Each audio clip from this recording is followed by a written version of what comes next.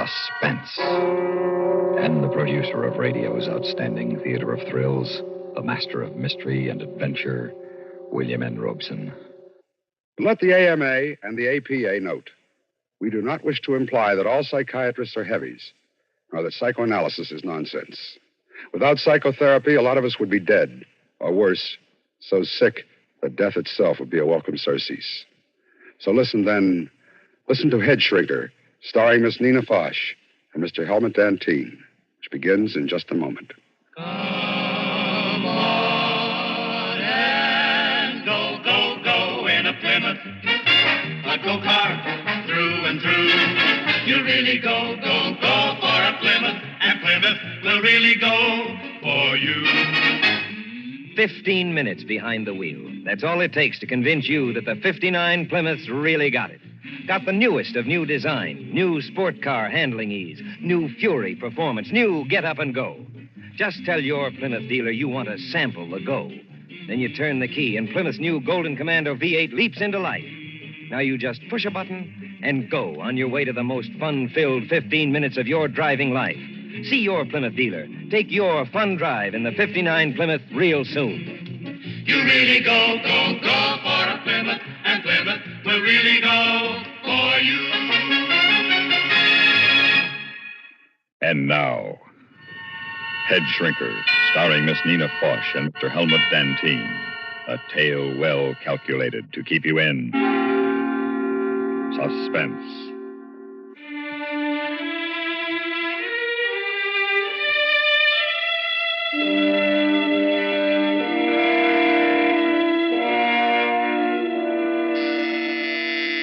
The doctor will see you now, Mrs. Ellender. Oh, thank you. I'm his last appointment. As usual, Mrs. Ellender. I'll be leaving shortly myself. As usual. Thank you. As usual.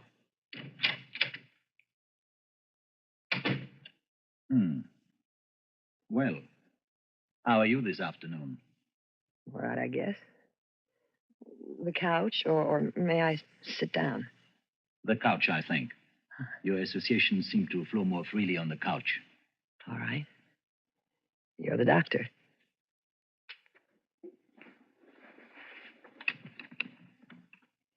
I said you're the doctor.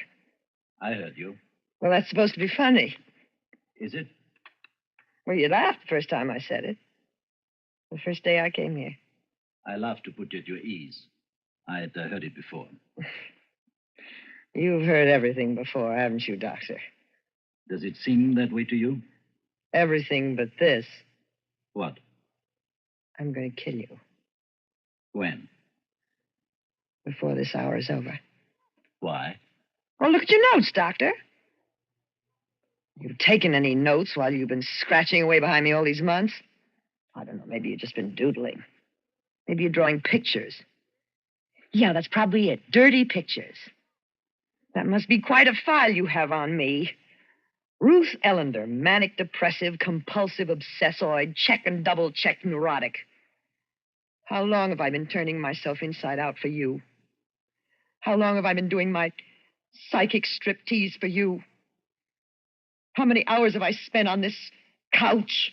How many? You know as well as I. Oh, no, I don't. Once I knew the time of day. Once I knew how many days it was until Christmas. I could tell when the rent was due, give or take a day or two. I could place myself in time fairly well. No longer. Now there is no time. Now there's nothing but 5 o'clock to 5:45 every afternoon, Monday through Friday. The other 23 hours and 15 minutes of the day, I don't know where they go. Saturday and Sunday. What do you suppose happens to me on Saturday and Sunday, dear, dear doctor? This is a phase of the treatment. Oh, yes, I know. Transference, it's called, to be followed by countertransference, and when that's completed, I'll be a whole person. But hasn't that transference gone a little bit too far? I don't know any place where Freud suggests the weekend is a particularly effective time for transference. Nor quiet, out-of-the-way resorts as a substitute for the doctor's office. You shouldn't be reading Freud. I know. I should just take your word for it. If I went to the great man himself, I might find out what a swindler you are. What happened to those weekends, Werner? What happened to the Saturdays and Sundays of my transference? Am I now to expiate your sins in the agony of solitary countertransference?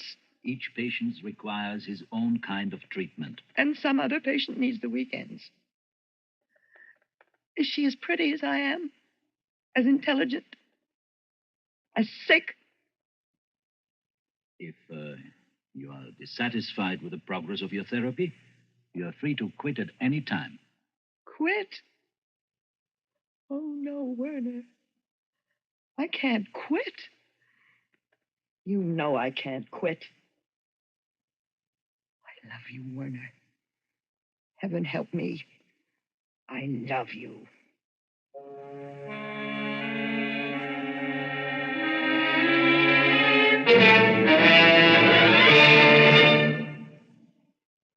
In a moment, we continue with the second act of Suspense. What bothers you most about a cold? For me, it's the choked up, congested feeling. In fact, science now says to clear away most cold miseries, clear away congestion. Sinus congestion that causes headaches, nasal congestion that shuts off breathing, throat phlegm with its choking discomfort, bronchial irritation that starts coughing. Yes, to clear away those cold miseries, clear away that congestion. And now, there's a specialized new medicine to do that fast. 4-way liquid cough and cold medication. Taken as directed, with the first dose, feel sinus pressure and headache clear. Feel runny nose dry and open up. Breathe freely. Sore throat is soothed and cough eased. Yes, 4-way liquid clears away cold congestion and clears away worst cold miseries. Working through the bloodstream, it reaches all those congested areas. Because it's liquid, relief comes fast. So to clear away cold suffering, clear away congestion with new 4-way liquid cough and cold medication. Get it today, only 98 cents. And now, starring Miss Nina Foch and Mr. Helmut Dantine, Act 2 of Headshrinker.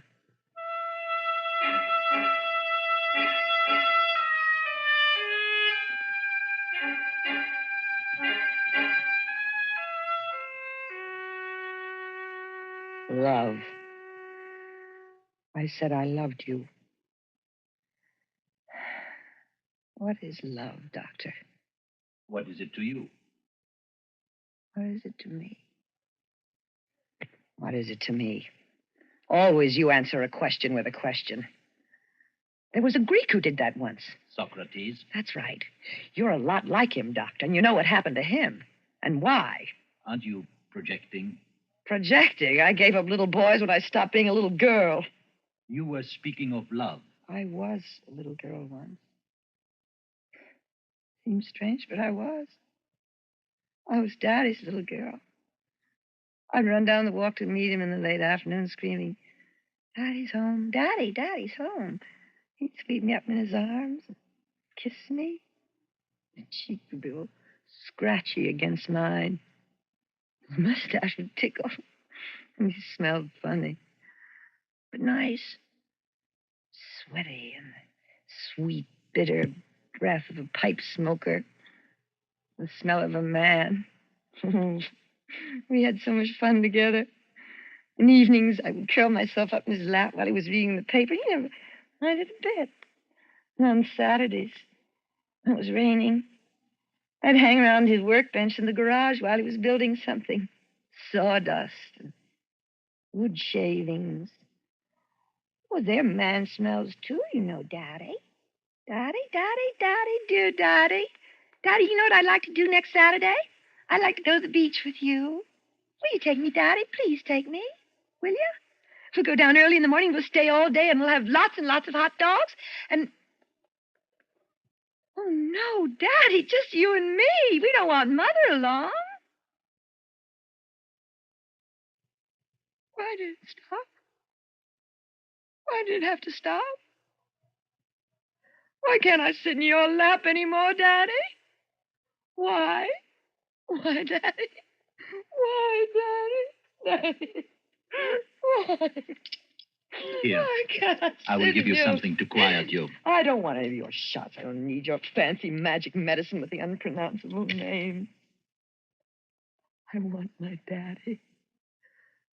I want it to be like it was before. Before? I want it to be like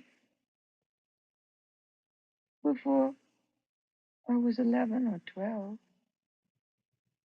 Before he changed.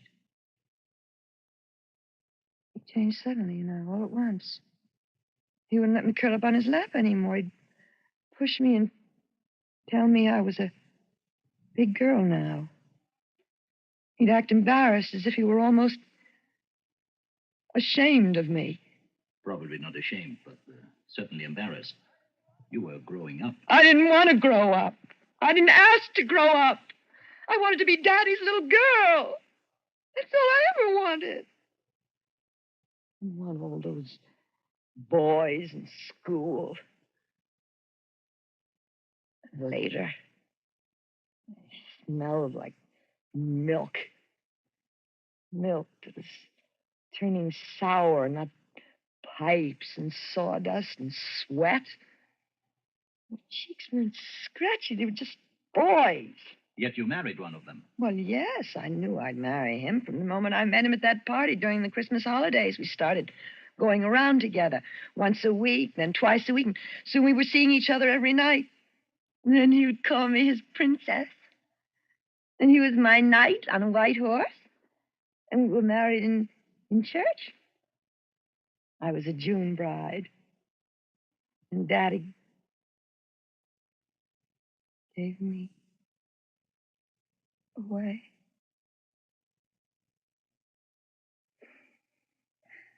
And then I was Mrs. George Ellender. I wasn't a princess anymore, and George wasn't a knight on a white horse. It wasn't like the fairy stories where they lived happily ever after. Those stories don't tell about the sinks full of dirty dishes. They make no mention of the sleep smell of the dawn embrace or the painful tedium of getting to know someone after you're married to him. But we made it all right. We got through that first year. We played house. I called him Daddy, and he called me Mommy. He thought it was fun. Well, it was fun, but you changed all that. You awakened me. You taught me reality. You opened my eyes, you and your psychoanalysis. Why couldn't you have left me alone? Why didn't you let this sleeping bitch lie? Who do you think you are, God? No, but perhaps you think I am. Oh, no, not God. The devil, maybe, but not God. Anthropomorphism. The last refuge of the ignorant and the immature. Oh, come off those big words. They don't impress me anymore. Save them for your next victim. Victim? Yes, victim. Lawyers have clients. Storekeepers have customers. Doctors have patients, but you have victims. Why me, though? Why'd you pick on me? There were other women at that party where we met. Lots of them. Nice, juicy, neurotic ones. Why me? You sought me out. Oh, come now. Who lit the cigarettes? Who brought the drinks? Who danced attendance and who told me I was more disturbed than I realized? The fantasies of rationalization. The distinguished psychiatrist, the great healer, concerned with poor little me. The beard, like a messiah. The gentle voice, with just enough of Vienna in it. The compassionate eyes. I arrived at that party in the best of health. I left it a very sick woman who could be made well only by you. You convinced me that I was leading a meaningless life, that I was unhappy and maladjusted and immature. You assured me that I would only realize my fullest potential through psychoanalysis. You practically begged me. No. You seduced me into becoming your patient. You came here of your own free will. Oh, no, I came here of your will and against my husband's. It's only natural for a husband at first. At first? George didn't have a chance. You saw to that. You tore him down piece by piece until there was nothing left of him or our marriage. Your decision to divorce your husband was arrived at by you after you realized the real reasons why you married him. Oh, nuts. I've been on this couch too long for that kind of double talk, Werner. You guided my free association every inch of the way. You led me, oh, so deftly to the water. And then you let me think it was my idea to drink. That first night, when you took me to dinner, I didn't know then, how could I, that no ethical analyst would have suggested such a thing. I thought it was part of the therapy. Oh, I was so easy for you, wasn't I, Werner? It must have been very little fun for you, really, no struggle. Poor Werner, I took away your sense of conquest, didn't I? But I gave you everything else. Everything. Willingly. I loved you, Werner. You were a god. My god. Your pipe, your beard. You were... Daddy? What a contemptible thing to say. What an evil, dirty man you are. You see why it has become impossible for you to continue as my patient? Yes. I told you when I became your lover that I could no longer be your doctor. And you were right. And so that's the last time I will ever lie on that couch. From this moment on, I shall no longer be your patient, and you will no longer be my doctor. A very mature decision. Yes, because now I'm going to kill you.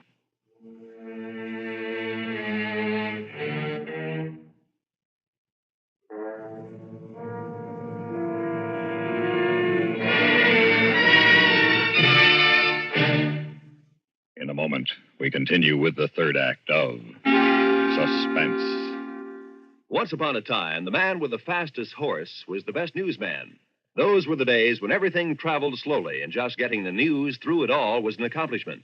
The fabulous progress in radio communications has changed all that.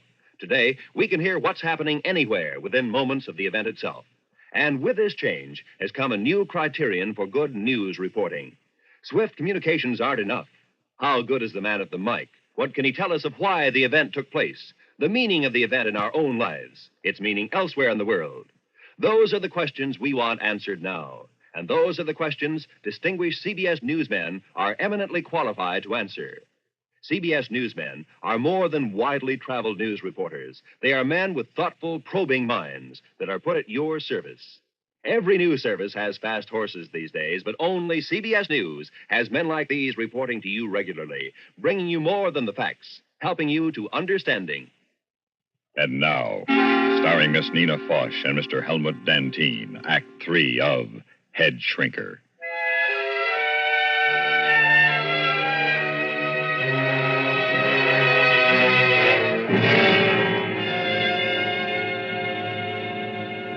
That gun is loaded. Do you think I'm just acting out my aggressions? I'm not that sick, dear doctor. The gun is loaded.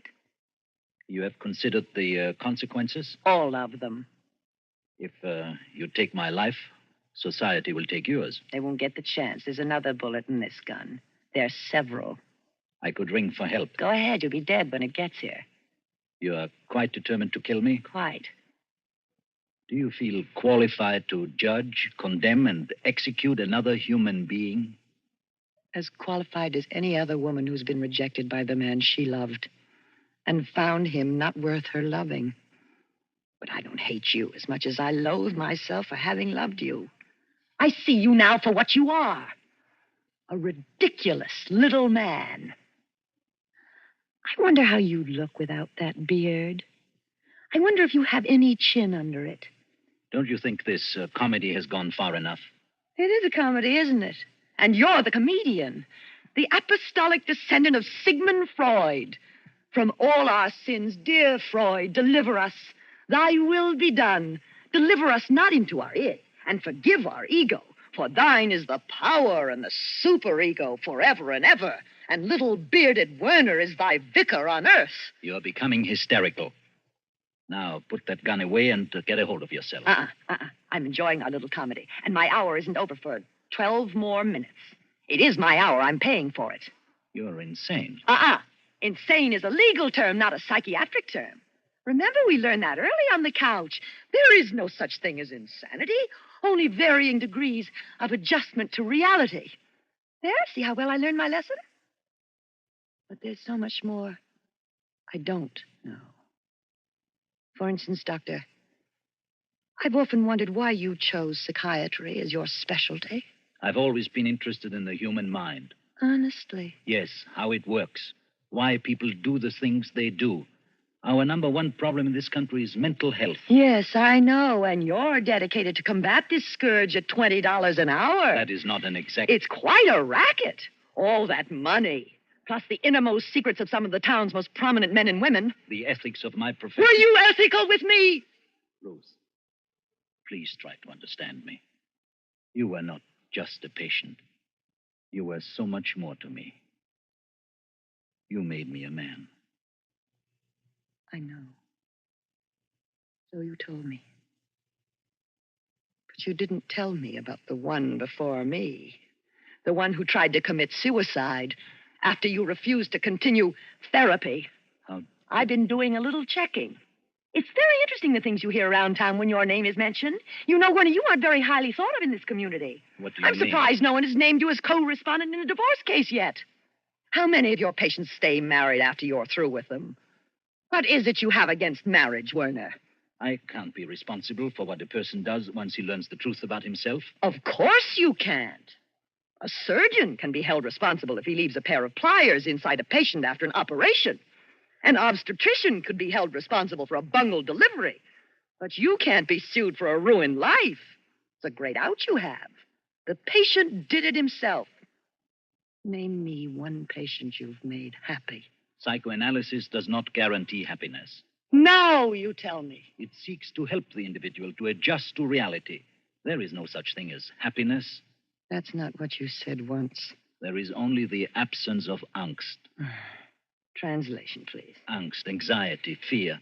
A person can function normally only when he has rid himself of fear.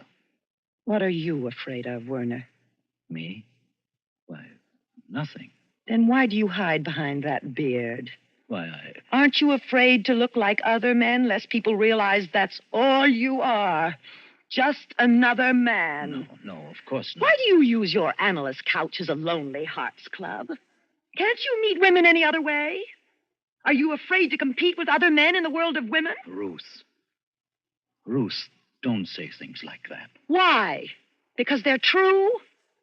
Are you afraid of the truth, Werner? Of reality? Ruth, you said you loved me once. So I did. And you said you loved me. And I believed you. But now I know you didn't love me. You hated me. You hate all women. And you hate the happiness they can bring to a man. So you try to destroy love wherever you find it. You aren't an evil man, Werner. You're a sick man. I know I am. But what can I do? I sit here all day long, listening to the deepest problems of others, but who can I turn to with my problems? Forgive the bad joke, Werner, but what you need is to be psychoanalyzed. I was, you know that. Then you need a refresher course. No, Ruth. I need you. Me? Yes. Oh. You. You know all about me. You understand me. I need your help, Ruth. Help me, Ruth. No, Please. no, Werner, no. You must help me, Ruth. Please help me. You seem to forget that I came here to kill you. But you didn't really mean it. You were acting out your aggressions, true, but you wouldn't go that far. Oh, yes, I would. No, not when I need you so desperately. You're really afraid, aren't you? Yes. Yes, terrified. But not of dying. Of living? Yes, without you. I know now I can't go on living without you. Then the biggest help I could be to you would be to kill you. But I couldn't do that now. It would be ungrateful of me. Ungrateful? Yes. You see, Doctor, you've cured me. Of what? Of you. But I need you.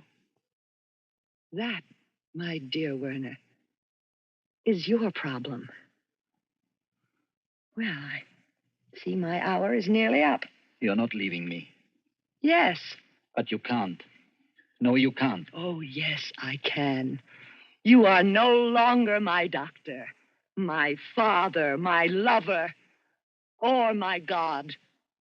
You're just a frightened little man. Ruth. Please, Ruth. Ruth. Oh, I might as well leave this gun with you. I have no further use for it. Good luck, Werner.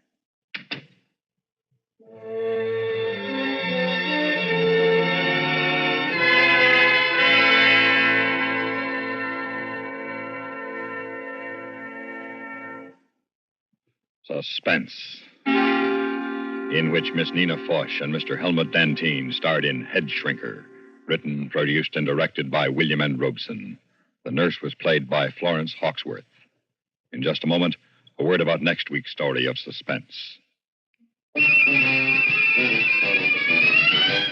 Of all leading filter cigarettes, Kent filters best. Kent filters best.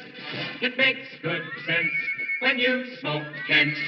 Kent filters best.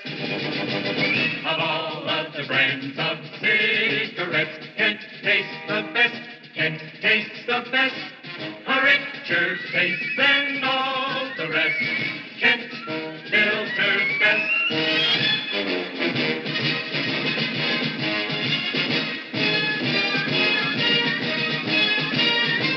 It makes good sense when you smoke Kent. Of all leading filter cigarettes, Kent filters best. Listen. Listen again next week when we return with James and Pamela Mason in The Dealings of Mr. Markham. Another tale well calculated to keep you in suspense.